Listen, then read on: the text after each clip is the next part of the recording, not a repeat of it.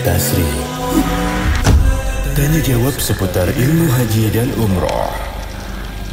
Assalamualaikum warahmatullahi wabarakatuh. Kembali lagi kita berada di acara Tasreh, tanya jawab seputar ilmu haji dan umroh. Alhamdulillah, hari ini kita kedatangan tamu istimewa. Masya Allah, ada guru kita Al-Ustadz Amri Azhar Hafizahullah Ta'ala, yang dengan kesempatan kali ini, dengan adanya beliau ini, kita bisa tanya jawab seputar beberapa masalah yang sering ditanyakan oleh netizen. Nah, Insya Allah Ustadz, apa kabar Ustadz? Alhamdulillah. Alhamdulillah, jazakallah khair Ustadz udah mampir di acara nih. Barakallah fik ya. Ya Allah ibarik fik.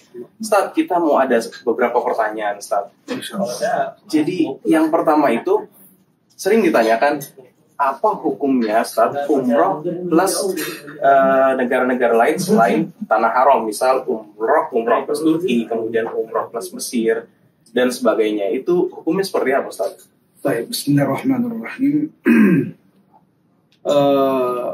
Tentunya kembali kepada niat kita masing-masing. Yang pertama, umrah tentunya satu ibadah besar yang sangat dianjurkan oleh Rasulullah SAW. Dalam sabda beliau bersabda, la tushaddur rihal illa ila qiratil masajid, masjidi al-haram wa masjidil rasul sallallahu alaihi wasallam wa masjidil aqsa. Tidak boleh kita susah payah ya mengadakan rihlah, perjalanan panjang, melainkan kita menuju kepada 3 masjid. Masjid al-haram, yaitu Mekah Mukarramah, lalu Masjid An-Nabawi di kota Madinah, dan Masjid Al-Aqsa.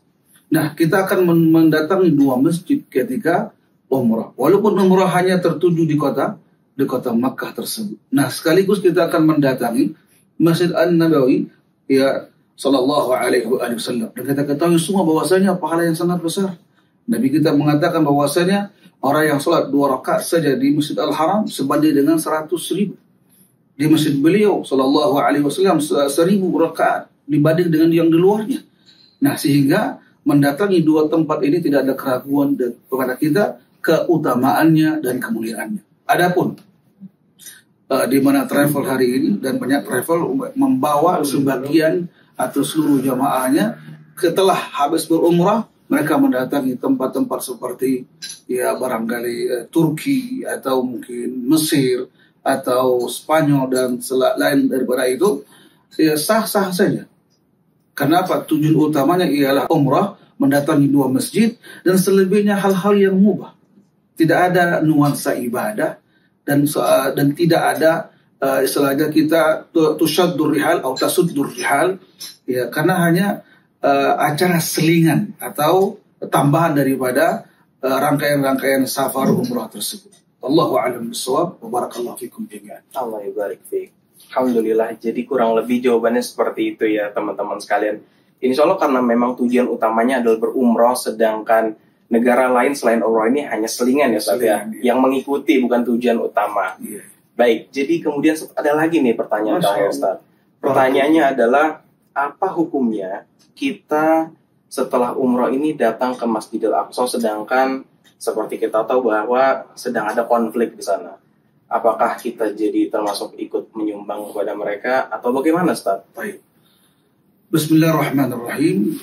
Samahannya dengan pertanyaan yang pertama tadi, bahwasanya ya kita mendatangi 3 masjid yang dianjurkan oleh Nabi kita Muhammad SAW untuk mendatanginya.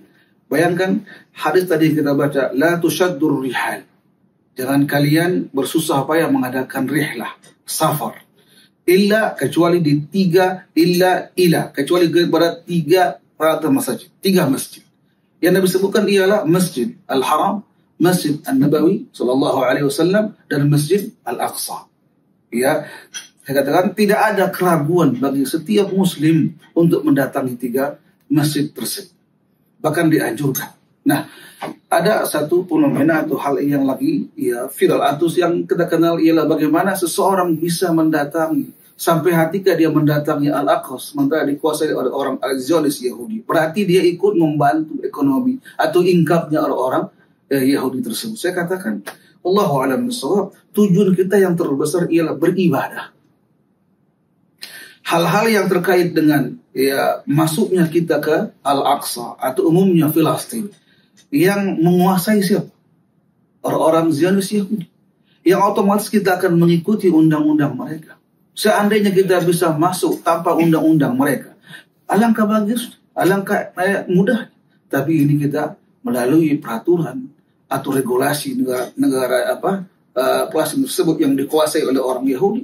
Kita apa yang mau kita perbuat? Tapi ingat, tujuan kita ialah untuk beribadah kepada Allah Subhanahu wa taala, mendatangi masjid yang Nabi katakan wa Masjidil Aqsa sallallahu alaihi wasallam. Dari itu tidak ada keraguan lagi akan kebolehannya atau tidak adalah anggapan seseorang berarti Anda membantu orang-orang Zionis Yahudi menambah income-nya. Atau ada yang mengatakan, saya tambahkan, yaitu ya kenapa tidak membantu orang-orang di Gaza? Subhanallah, siapa kita membantu di Gaza? Kita masuk ke Palestina, khususnya kita ke Masjid Al-Aqsa, bukan semata-mata membantu perekonomian orang-orang Zionis Yahudi, tapi dalam rangka mengikuti alur ataupun prosedur serta regulasinya negara tersebut.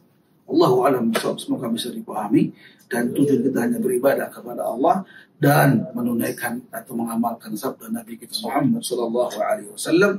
Tidak boleh kita susah payah bersafar kecuali di 3 masjid tersebut.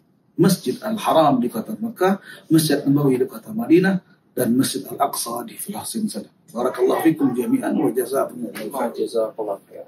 Syukran Ustaz, jazakallah khair. Jazakallah khair. Semoga jawaban dari Ustadz ini bisa menjawab pertanyaan-pertanyaan yang ada di luar sana, bahwa justru sesungguhnya dengan kita berangkat ke Aqsa ini kita mengamalkan sunnah Rasulullah SAW, bahwa memang ada 3 masjid yang Rasulullah SAW anjurkan, Masjid Haram, Masjid Nabawi, dan Masjid Al-Aqsa. Baik, mungkin itu saja Ustadz, jazakallah khair untuk waktunya. Semoga Allah mudahkan urusan-urusan antum Ustadz. Insya Allah kita kembali lagi di konten tasrih berikutnya, tanya jawab seputar ilmu haji dan umrah. Assalamualaikum warahmatullahi wabarakatuh. Waalaikumsalam. Ustadz, jazakallah khair. Semoga jawaban dari Ustadz ini bisa menjawab pertanyaan-pertanyaan yang ada di luar sana, bahwa justru sesungguhnya dengan kita berangkat ke Aqsa ini kita mengamalkan sunnah Rasulullah SAW, bahwa memang ada 3 masjid yang Rasulullah SAW anjurkan, Masjid Haram, Masjid Nabawi, dan Masjid Al-Aqsa. Baik, mungkin itu saja Ustadz, jazakallah khair untuk waktunya. Semoga Allah mudahkan urusan-urusan antum Ustadz. Insya Allah kita kembali lagi di konten tasrih berikutnya, tanya jawab seputar ilmu haji dan umrah. Assalamualaikum warahmatullahi wabarakatuh. Waalaikumsalam. Tasrih, tanya jawab seputar ilmu haji dan umrah.